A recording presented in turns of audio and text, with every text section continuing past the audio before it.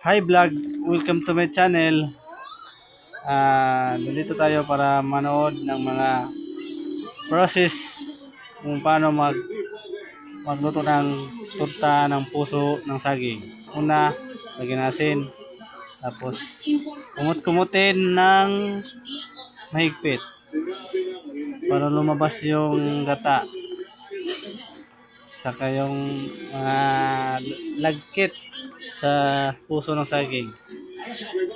Tapos, kung hindi pa yun, patang asin balik. Tapos, yun na, kumot na. Ayun na, dali naman ko, no? Muna naman ka nang nagduwa, oh. Tanawa, oh. Tapos, muna na siya.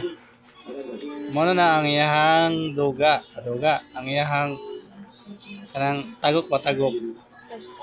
Dagta ba dagta, muna na siya, nang gawas na kay. Iayo